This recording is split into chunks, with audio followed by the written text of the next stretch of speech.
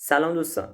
تو این جلسه میخوایم بپردازیم به معرفی زبان کاتلین و ببینیم چه ویژگی هایی داره و کجاها کاربرد داره و به این سوال هم پاسخ میدیم که چرا ما واسه ساخت اپلیکیشن های اندرویدی از کاتلین استفاده میکنیم، چون توی این ویدیو خواهید دید که کاتلین جاهای دیگه هم کاربرد داره، ولی ما فقط واسه ساخت اپلیکیشن های اندرویدی قراره از این زبان استفاده بکنیم.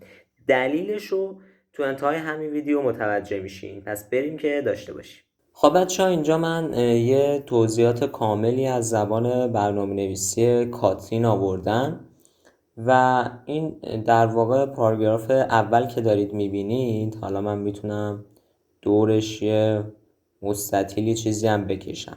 این پاراگراف رو خود شرکت جت برینز رسما ارائه داده و گفته که کاتلین یه زبان برنامه نویسی مدرنه، ولی در حال حاضر یه زبان برنامه نویسی کامل و بالغم هست که طراحی شده برای اینکه برنامه نویسا رو خوشحال‌تر کنه و امن و سازگار با جاوا و سایر زبان‌های برنامه نویسی و این داستانا، و به مولتی پلتفرم بودنش هم اشاره کرده که میرسیم بهش تو ادامه این جلسه که این مولتی پلتفرمه دقیقاً یعنی چی.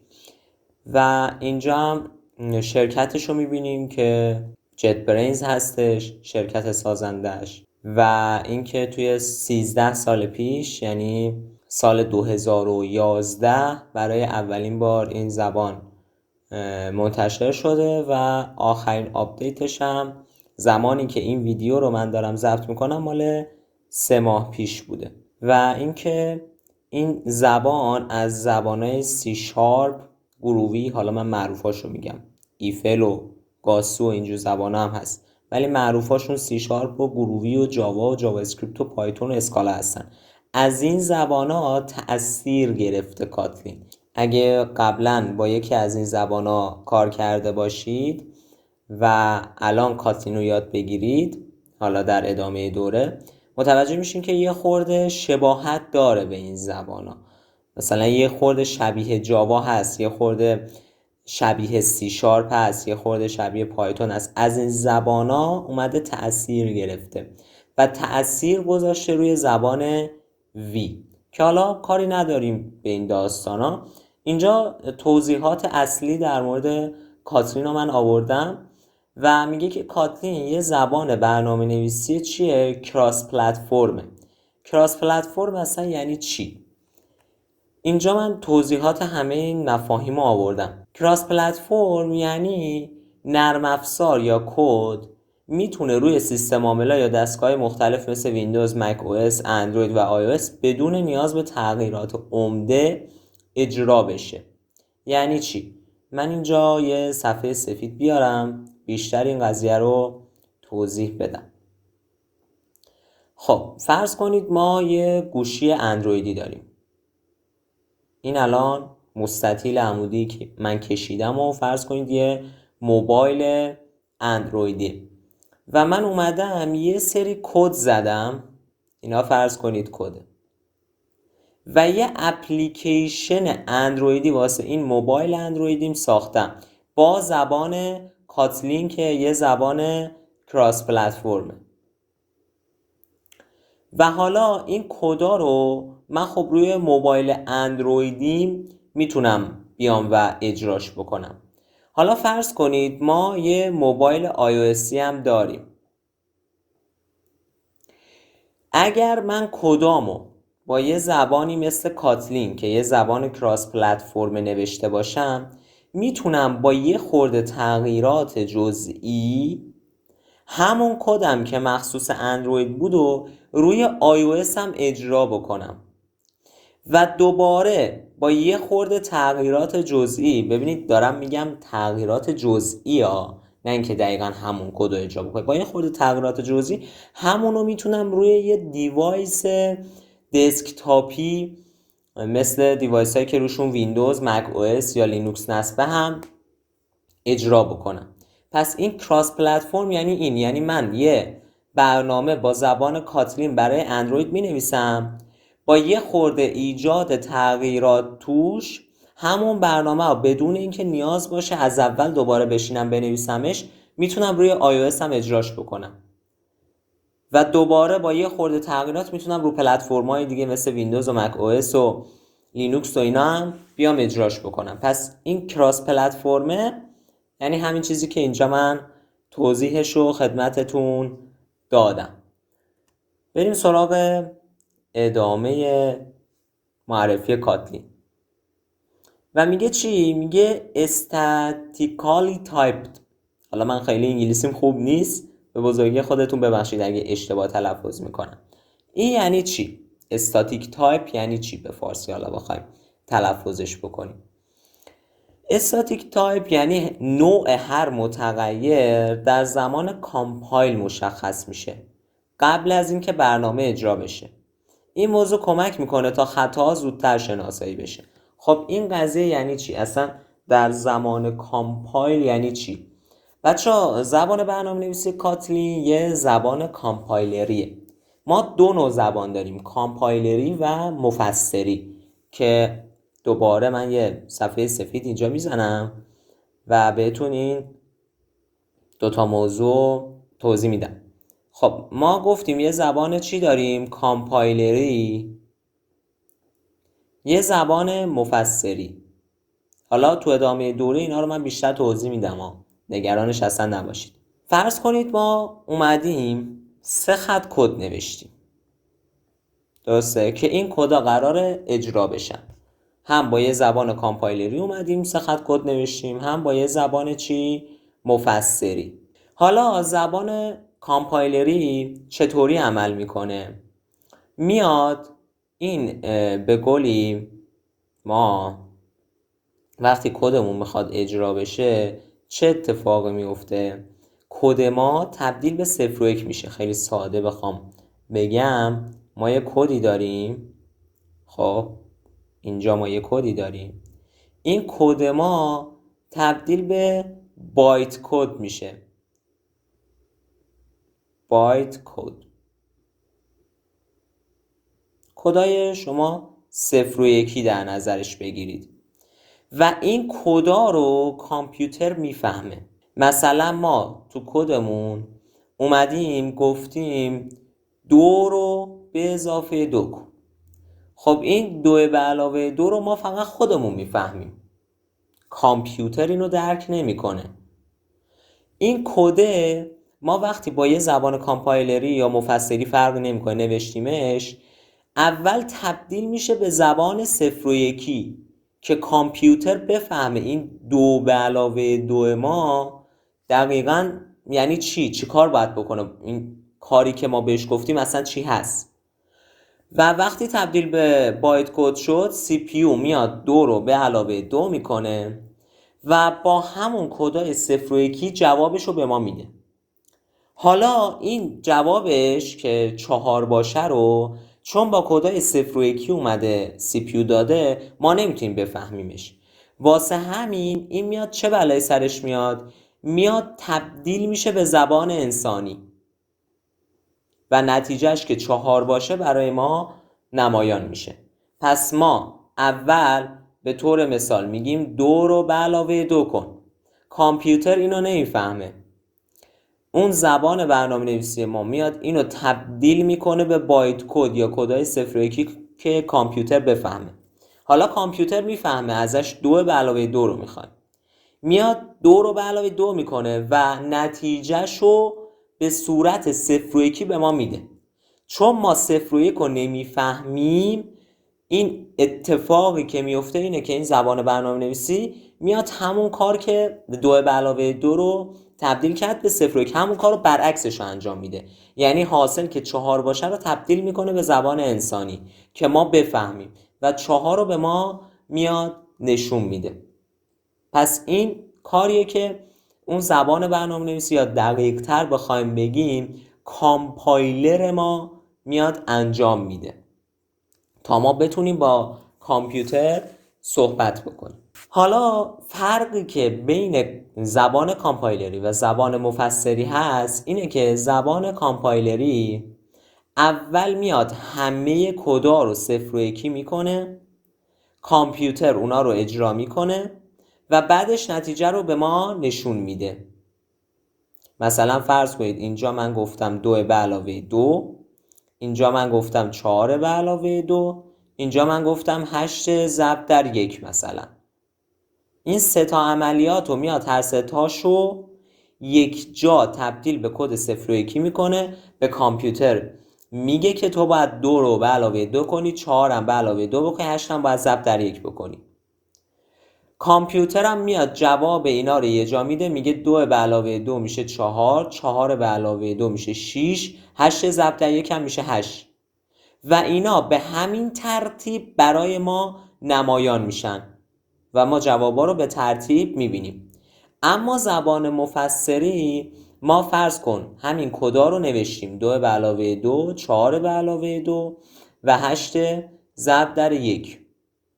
کاری که زبان مفسری میکنه اینه که اول میاد این 2 به علاوه 2 رو صفر و یکی میکنه، کلا با اینا کار نداره، با اینا هیچ کاری نداره. این 2 به علاوه 2 رو اول میاد اجرا میکنه، یعنی اول صفر و یکی میکنه، نتیجه رو میاد به زبان انسانی تبدیل میکنه و به ما میگه 4 شد. حالا بعدش این 2 به علاوه 2 کلا میره کنار، 4 به علاوه 2 رو میاد انجام میده و به ما میگه و بعدش هم این 8 ضرب در 1 رو انجام میده و به ما میگه. یعنی چیکار میکنه؟ دونه دونه اول همشو یه جا همه دستورات ما رو تبدیل به صفر و یک نمیکنه، خط به خط میاد صفر و یکی میکنه. ولی توی کامپایلری همه دستورات یک جا صفر و یکی میشن، ترتیبه همونا ولی یه جا صفر و یکی میشن، دونه دونه صفر و یکی نمیشن. و حالا این که میگیم کاتلین یه زبان استاتیک تایپه و خطاها زمان کامپایل مشخص میشن، یعنی این که این برنامه ما وقتی همه کداش با هم دیگه قبل از اجرا قرار تبدیل به کدای صفر و یکی بشن، همونجا که داره تبدیل اتفاق میفته قبل اینکه برنامه ما اصلا شروع کنه به اجرا، ایرورا و خطاهایی که وجود دارن مشخص میشه قبل از اینکه برنامه ما اجرا بشه. ولی توی زبان مفسری که استاتیک تایپ نیست، اتفاقی که میفته اینه که کدای ما چون دونه دونه دارن اجرا میشن، فرض کنید ما اینجا یه ارور داریم، حالا من با رنگ قرمز بکشم، اینجا فرض کنید سر خط دوم ما یه خطا داریم، یه ارور داریم. با این حال که ما یه بخشی از کدمون که همون خط دوممون باشه ارور داره، ولی چون زبان استاتیک تایپ نیست، چون زبان مفسریه، برنامه اجرا میشه و این 2 به علاوه 2 رو میاد به ما نتیجهش که 4 باشه رو نشون میده، ولی وسط اجرا به این خط مشکل دار که میخوره تازه یادش میفته ارور بده. ولی تو زبان کامپایلری و یه زبانی مثل کاتلین که استاتیک تایپه، قبل از این که اجرا بشه اگر اروری وجود داشته باشه به ما میگه و برنامه اجرا نمیشه، ما اروره رو برطرف میکنیم و بعدش برنامه بدون ارور اجرا میشه و دیگه وسط اجرای برنامه ما به مشکل نمیخوریم. پس استاتیک تایپ که میگن یعنی همین. و دیگه ببینیم چی موند. یه دونه همه منظوره هم هست، جنرال پارپز اگه اشتباه تلفظ نکنم. همه منظوره یعنی چی؟ همه منظوره یعنی کاتلین همه جا میشه ازش استفاده کرد. مثلا میشه اپلیکیشن های موبایلی ساخت، توی اپلیکیشن های موبایلی هم میتونیم اپلیکیشن های اندرویدی باش بزنیم، هم میتونیم اپلیکیشن های آی او اسی باش بزنیم، هم وب اپلیکیشن ها رو میتونیم باهاش درست بکنیم. فقط واسه اندروید طراحی نشده، ولی ما قراره واسه اندروید ازش استفاده بکنیم. چرا؟ در ادامه بهش میپردازیم. پس این جنرال پارپز هم فهمیدیم که یعنی همه منظور، یعنی همه جا میشه ازش استفاده کرد. و اینکه چیه؟ های لوله. های لول یعنی چی؟ های لول یعنی سطح بالا. حالا توی اولین که صفرمین در واقع میشه، صفرمین ویدیو کانالمون که اسمش هم آغاز برنامه نویسی بود، من توضیح دادم تفاوت های لول با مید لول با یه زبان سطح پایین. های لول یعنی چی؟ یعنی سطح بالا. خب بیاید همینجا من توضیحشو خدمتتون بدم. ببینید ما یه زبان ماشینی داریم، درسته؟ یعنی زبان 0 و 1 که اصلا نمیفهمیمش، فقط ماشین میفهمتش، فقط کامپیوتر میفهمتش، فقط سی پی یو میفهمتش، ما اصلا نمیفهمیم. و ما یه زبانی داریم که خودمون میفهمیم، یعنی زبان انسانی، فارسی، انگلیسی، عربی، اسپانیایی، فرانسوی. حالا ما زبان انسانی رو اینجا انگلیش در نظر میگیریم، انگلیسی، حالا من انگ مینویسم و اینو فقط خودمون میفهمیم. یعنی کامپیوتر، سی پی یو، ماشین یا هر چیز دیگه که اسمشو میذارید این زبان انسانی رو نمیفهمه. پس کامپیوتر یه زبان داره که ما نمیفهمیم، ما هم یه زبان داریم که کامپیوتر نمیفهمه. حالا ما یه زبان برنامه نویسی وسط داریم، درسته؟ یه زبان برنامه نویسی وسط داریم. ما میایم با زبانی تقریبا نزدیک به زبان انسانی خودمون کدامون رو مینویسیم و این زبان برنامه نویسی میاد این کدا رو با کامپایلرش تبدیل میکنه به 0 و 1 که کامپیوتر بفهمه. و کامپیوتر که فهمید نتیجه رو که به ما داد، این زبان برنامه نویسی کامپایلرش میاد نتیجه رو تبدیل میکنه به زبان انسانی که ما بفهمیم. اوکی. حالا ما 3 دسته به صورت کلی زبان برنامه نویسی داریم. زبان‌های سطح پایین، سطح متوسط و سطح چی؟ بالا. زبان سطح پایین زبانیه که خیلی نزدیک به همین 0 و 1، فقط یه خورده راحت تر شده ما بتونیم بفهمیم، وگرنه به 0 و 1 نزدیک تره و واسه ما کد زدن به یه زبان سطح پایین خیلی سخته. زبان سطح متوسط یه چیزی بین زبان سطح پایین و سطح بالاست، یعنی خیلی زیاد به زبان انسانی که ما داریم ازش استفاده میکنیم نزدیک نیست، ولی خیلی هم به زبان 0 و 1 نزدیک نیست، یه چیزی بینشه. و زبان سطح بالا مثل همین کاتلین، مثل سی شارپ، مثل جاوا، حتی مثل جاوا اسکریپت، مثل پایتون، مثل اسکالا و غیره، زبانایی هستند که بیشتر به زبان انسانی نزدیکترن تا به زبان 0 و 1. خیلی به زبان انسانی نزدیک شدن و خیلی کار رو برای ما راحت‌تر و سریع‌تر کردن. یه برنامه نویس با یه زبان سطح بالا خیلی سریع‌تر و راحت‌تر میتونه کد بزنه تا با یه زبان سطح پایین یا حتی متوسط. و کاتلین چیه؟ یه زبان سطح بالاست، یعنی نزدیک به زبان انسانی، یعنی کار رو برای ما اومده راحت کرده، یعنی یادگیریش راحت تره. و با تایپ اینترفیسه. تایپ اینترفیس یعنی چی؟ تایپ اینترفیس که معنی فارسیش میشه با استنتاج نوع، یعنی کاتلین میتونه به طور خودکار نوع یک متغیر رو تشخیص بده بدون اینکه برنامه‌نویس نیاز به تعیین اون داشته باشه. ببینید ما حالا اینو خیلی در طول دوره بیشتر بهش میپردازیم، ولی توضیح کلی در مورد این تایپ اینترفیس کاتلین من بدم. قبلش نیازه من انواع داده رو بگم بهتون.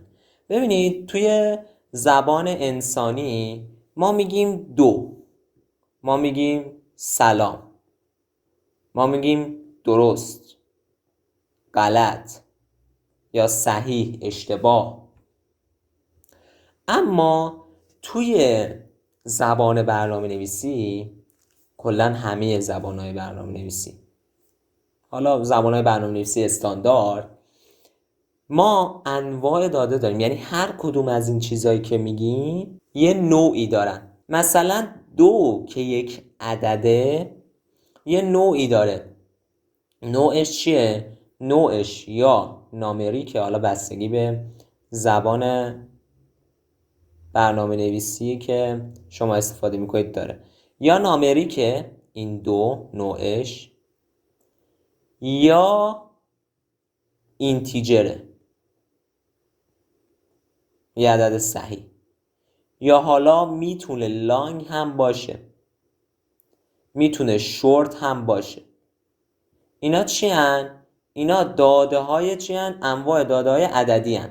این تو لانگ و شورت و اینا واسه اعداد صحیح استفاده میشه. حالا در طول دوره ما بیشتر میپردازیم به اینا، ولی ما واسه اعداد اعشاری در مقابل اینت مثلا فلوتو داریم. مثلا میگیم 2/1، 2/1 مثلا. این چیه؟ این فلوته تو زبانهای برنامه نویسی. و لانگش مثلا میشه دابل. دابل یعنی چی؟ یعنی یه عدد اعشاری خیلی بزرگ. و همینجوری انواع داده رو داریم. ما وقتی میگیم سلام یا مثلا های، این چیه؟ این از نوع استرینگ برای ما. این از نوع در واقع استرینگ که حالا مخففش میشه str. و وقتی ما میگیم درست یا غلط که تو برنامه نویسی میگیم true یا false، یا 1 یا 0. این درست و غلط، این true false ما نوعشون بولینه که بول هم مینویسیم. پس هر کدوم از اینا یه نوعی داره و ما گفتیم آقا مثلا یه عدد میخوایم ما نگهداری بکنیم توی حافظه، فرق نمیکنه هر حافظه. آقا ما میخوایم فرض کن یه برنامه نوشتیم، سن یارو رو که مثلا 19 سالشه میخوایم نگه داریم تو برنامه‌مون، تو حافظمون، تو سرورمون، تو هر حافظه هر جایی. اینو باید نوعش رو بگیم به زبان برنامه نویسی، بگیم آقا این 19 ما مثلا از نوع شورته، یا مثلا از نوع اینته، یا از نوع نامریکه. اما ما وقتی میگیم که کاتلین تایپ اینترفیس رو ساپورت میکنه، یعنی در واقع خودش میتونه نوع اون متغیر ما، مثلا اون سن ما، ایج ما، اونو میتونه اتوماتیک تشخیص بده. مثلا اینجا 5 ما از نوع اینته که بهتون گفتم، ما نیازی نیست تو زبان برنامه نویسی کاتلین بگیم این 5 ما اینته، 5 رو که میذاریم خودش میفهمه اینته. این یعنی تایپ اینترفیس. مجبور نیستیم بهش بگیم که نوع این 5 چی هست، خودش تشخیص میده خودکار. زبانایی که این تایپ اینترفیس رو ساپورت نمی کنن به صورت خودکار نمیتونن تشخیص بدن و حتما ما مجبوریم هر داده رو بگیم که از چه نوعیه. ولی کاتلین بازم اینجا اومده کار ما رو راحت تر کرده سر این موضوع. و بقیه توضیحاتی که نوشته شده رو ما اینجا، چون دیگه تایم ویدیو خیلی طولانی میشه، من به زبان فارسی اومدم خلاصه کردم براتون که خلاصهش میشه این: کاتلین یه زبان برنامه نویسیه که به خوبی با جاوا کار میکنه. بچه‌ها زبان برنامه نویسی نیتیو اندروید جاواه. جاوا زبان برنامه نویسی نیتیو اندروید. نیتیو اینجوری نوشته میشه. نیتیو یعنی چی؟ یعنی شما توی اندروید از تمام قابلیت ها میتونی استفاده بکنی. الان شما اپلیکیشن های اندرویدی تو با دارت هم میتونی بنویسی، اما دارت یه زبان نیتیو نیست. یه سری ویژگی های خاصی که فقط و فقط توی اندروید هست و توی مثلا iOS نیست و شما نمیتونی با زبان دارت استفاده بکنی. اما با زبان جاوا از تمام قابلیت‌های سیستم عامل اندروید به صورت کامل، راحت و سریع میتونی استفاده بکنی. پس ما خیلی برامون مهمه که زبان برنامه‌نویسی که داریم استفاده میکنیم نیتیو باشه و زبان جاوا یه زبان نیتیوه. حالا کاتلین یه زبان مستقله ها. بعضی میگن کاتلین همون جاواه، بعضی جاهاش اومدن مثلا عوض کردن. نه، کاتلین یه زبان مستقله، کلا جداست. منتها روی ماشین مجازی جاوا اجرا میشه. واسه اندروید میاد روی جاوا ویرچوال ماشین یا همون JVM اجرا میشه و چون روی JVM اجرا میشه عین جاوا که یه زبان نیتیوه، کاتلین هم یه زبان نیتیو محسوب میشه. پس ما همونطور که با زبان جاوا اگه برنامه‌مون رو بنویسیم میتونیم از تمام قابلیت‌هایی که اندروید داره استفاده بکنیم، با زبان کاتلین هم اگه برنامه‌مون رو بنویسیم چون روی JVM اجرا میشه بازم میتونیم از تمام قابلیت‌های اندروید استفاده بکنیم. حالا جاوا سطحش یه خورده پایین‌تر از کاتلینه و قدیمی‌تر، قابلیتاش کمتره، اما کاتلین قابلیت‌های بیشتر و بهتری میده و سطح بالاتره، باهاش کد زدن راحت‌تر و سریع‌تره. و چون کاتلین هم عین جاوا زبان نیتیو واسه اندروید، ما از این به بعد به جای جاوا دیگه از کاتلین استفاده میکنیم. قدیم همه از جاوا استفاده میکردن چون تنها گزینه‌ای که نیتیو بود جاوا بود. زبان‌های برنامه‌نویسی که نیتیو نباشن به درد نمیخورن، باید حتما نیتیو باشه و تنها زبان نیتیو جاوا بود. اما الان که کاتلین اومده و مثل جاوا نیتیوه، با این تفاوت که سطح بالاتره و راحت‌تره برای ما استفاده ازش و قابلیت‌های بیشتری هم داره، خب پس ما منطقی داره که به جای جاوا از کاتلین استفاده بکنیم. و کاتلین به خوبی با جاوا کار میکنه، با جاوا سازگاره. یعنی شما یه مثلا اپلیکیشن که قدیم فقط جاوا بوده رو با زبان جاوا نوشته باشی، میتونی بیای آروم آروم اون اپلیکیشن رو کداشو تغییر بدی کاتلینی بکنی و نیازی نیست که دوباره اپلیکیشن رو از اول بنویسی. مثلا برنامه X یا توییتر سابق این کارو کرده. توییتر اوایل با زبان جاوا نوشته شد، ولی الان که کاتلین در واقع داره هی مشهورتر و معروفتر میشه، این توییتر هم آروم آروم داره سویچ میکنه روی کاتلین. و الان که من دارم این ویدیو رو براتون ضبط میکنم، بخشی از توییتر با جاوا نوشته شده، بخشیش با کاتلین. یعنی کاملا سازگارن، همزمان هم تو برنامه کد جاوایی هست هم کد کاتلینی و برنامه داره کار میکنه به خوبی.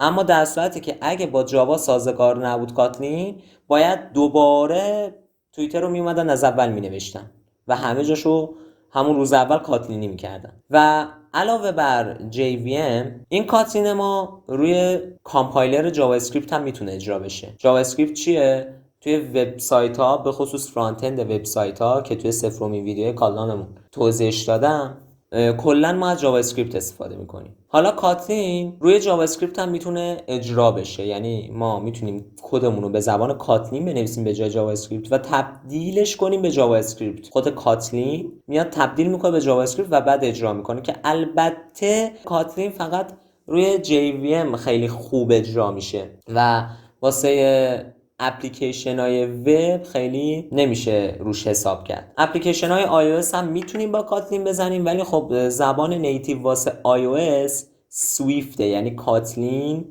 یه زبان نیتیو برای iOS نیست.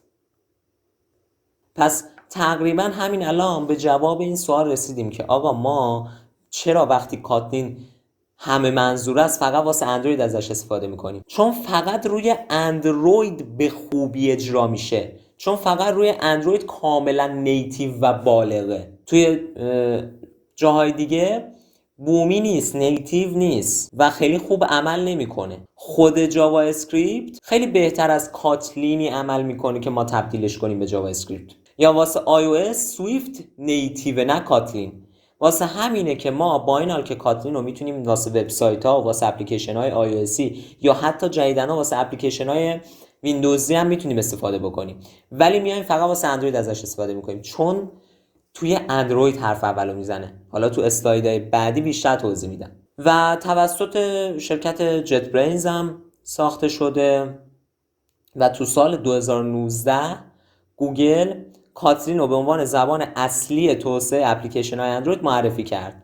یعنی گوگل که توسعه دهنده اندروید خودش کاتلین رو قبول داره و تو سال 2019 به صورت رسمی اومد معرفیش کرد و از سال 2017 تو اندروید استودیو به طور رسمی از کاتلین پشتیبانی می شده. اندروید استودیو محیطیه که ما برنامه‌مون رو داخلش می نویسیم تا تبدیلشون کنیم به اپلیکیشن های اندرویدی و از سال 2017 هم تو اندروید استودیو این کاتلین پشتیبانی میشه و میگیم جاهای دیگه هم کاربرد داره ولی کاربرد اصلیش توی اندرویده. واسه همین ما واسه اندروید ازش استفاده میکنیم.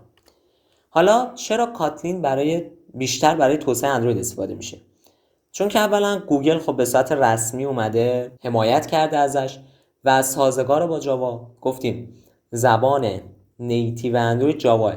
حالا این کاتلین سازگار با جاوا و روی JVM اجرا میشه، یعنی کاتلین هم نیتیوه ولی تو جاهای دیگه اینطور نیست، نیتیو نیست. و در مقایسه با جاوا کدای کاتلین چیه؟ کوتاه‌تره، خواناتره، سطح بالاتره، واسه ما قابل درک‌تره و کم خطاتر هم هست. کمتر ما به خطا میخوریم و یه سری ویژگی‌هایی داره که جاوا نداره. مثلا ما نال سیفتی داریم، کروتین داریم که اینا رو همش رو بهتون آموزش میدم که اومده چیکار کرده؟ کار توسعه رو آسون‌تر و کارآمدتر کرده و همونطور که گفتم شما سریعتر میتونی با کاتلین اپلیکیشن اندرویدی تو بنویسی تا جاوا. واسه همین کاتلین تو اندروید حرف اولو میزنه. اما چرا تو حوزه‌های دیگه، حوزه‌های غیر از اندروید اینقدر محبوب نشده کاتلین؟ چون واسه حوزه‌های دیگه میگم هر حوزه‌ای زبان نیتیو خودشو داره. توی اندروید جاوا و کاتلین نیتیوه ولی این کاتلینه تو جاهای دیگه نیتیو نیست. مثلا توی وب ما زبان نیتیومون جاوا اسکریپته. توی برنامه‌های دسکتاپی به خصوص برنامه‌های ویندوزی زبان نیتیو ما سی شارپه. تو سرور زبان نیتیو ما حالا زبان‌های مختلفی هستن. ما واسه بک‌اند، اگه سرور منظورش بک‌انده، PHP رو داریم، پایتون رو داریم، اینا هستن دیگه. کاتلین نتونسته بیاد جای اینا رو بگیره.